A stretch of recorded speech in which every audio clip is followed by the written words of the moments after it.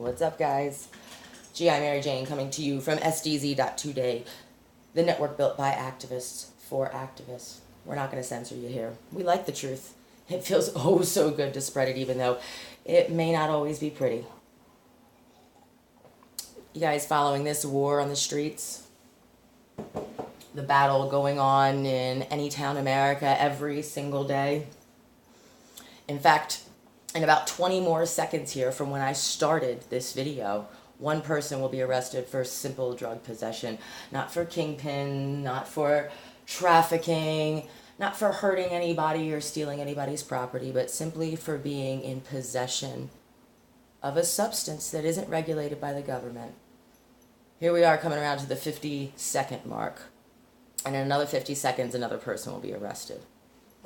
Think about that. Let that sink in for a minute. How many people every day are losing their freedoms for simple drug possession? I've got some statistics here from the Drug Policy Alliance. These guys are pretty monumental. They're trying to change a lot of things, not just for cannabis, but for psilocybin, for disproportionate arrests. I'm just going to go down the list here. This is drugpolicy.org, if anybody ever wants to reference it. I share these facts periodically. And believe it or not, they've been shut down by Facebook, by Instagram, by Twitter on more than one occasion over the years. So I'm just going to read a couple of these statistics. And this list is long. So we'll start at the beginning. The amount spent annually in the U.S. on the war on drugs, $47 billion. That's billion with a B, folks. That's your taxpayer money going towards the arrest of peaceful citizens. We're going to take it back to 2017, the number of arrests in the U.S. for drug law violations. 1,632,921. The number of those drug arrests that were for possession only, that means it's in your pocket or in your car, and you probably got pulled over for a tag light or something silly, and then you gave consent for them to search your vehicle. We'll go over our rights later on. The number of drug arrests that were for possession only, out of that 1,632,921, 1,394,514 were for simple possession only. That's 85%. You guys, what are they really saving us from here? Are they saving us from some guy taking his joint home and sitting on the couch and downing a Twinkie? A little scary, right? Number of those charged with marijuana law violations who were arrested for possession only, 599,282. That's 90% out of the total arrests that year, which was 659-some thousand. The percentage of people arrested for drug law violations who are Black or Latino, 46.9%. So despite the fact that the Black and Latino population make up 1/3, 31% of the entire U.S. population, 47% of them account for all the arrests.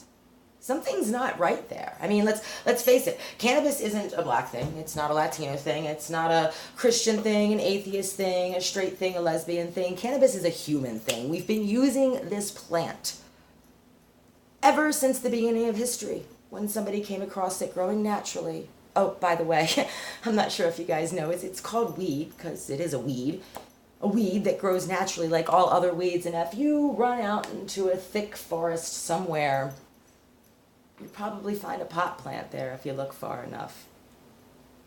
So we're going to take a minute. We're going to toke one to all of the victims of the drug war,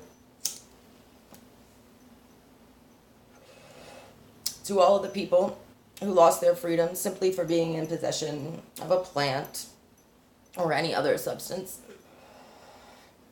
to all of the parents who are unrightfully taken from their children, all of the children who won't see their parents because they're doing a 20-year sentence for having a joint. The media may have forgotten you guys, but the activists at sdz.today, we remember. Not only do we remember, but we're following your fight. We're calling our congressmen. We're calling the jails. We're doing what we can to try to help you. Although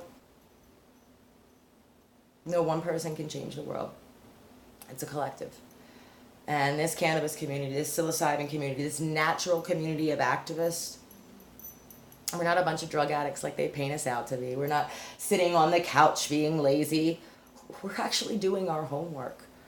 We're reading up, we're talking to people, we're sharing our stories, and we're coming out of the cannabis closet, if you will. Shout out to anybody who has come out of the cannabis closet in the past 5, 10 years, even this year. It's some of the biggest steps that anybody will ever take. You face being ostracized from your family, your community.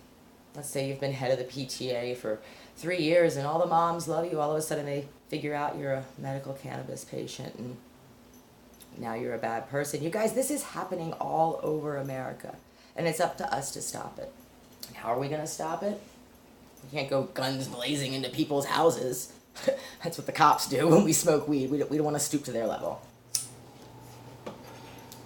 So what do? We can start with a little bit of solidarity.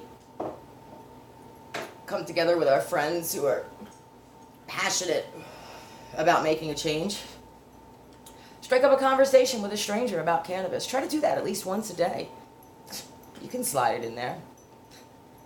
Something funny I do whenever I go out to a public restaurant and, you know, I sit down at the Applebee's or the Outback or the TGI Fridays or whatever corporate hellhole that you want to think about. They always come to that drink menu, right? And of course, they're trying to sell you alcohol because that means they're going to make more money, right? It's all about that magic green paper rectangle that we covet so much in this country. Well, they tell me the drink specials, and the first thing I always say is, do you guys have any infused lemonade? Typically I get that what the fuck look from the waiter. Say, yeah, man, I'm driving home after this meal, so I really don't want some alcohol. I'd rather have something with a little bit of THC that'll calm me down and maybe make me even drive a little bit more cautiously. Their faces are epic. Either they get offended or they agree. But one way or the other, you spark something in somebody's head, something for them to think about, something for them to take home, and that's what we're all here to do. Outreach is what's needed in this phase of the game. You know, you've got all these groups, Normal, Americans for Safe Access, Students for a Sensible Drug Policy, the Drug Policy Alliance. It could go on forever. You've got all of these groups who are lobbying and doing what they can on the political end. Your turn. I'm calling every single one of you out. SDZ Today. sdz.today is where you can meet all of the people that know what to do, all of the people with the facts, all the people with the truth that can share it to you so that you can spread it on to others. So you can shine your light around the community. So you can spark up that conversation.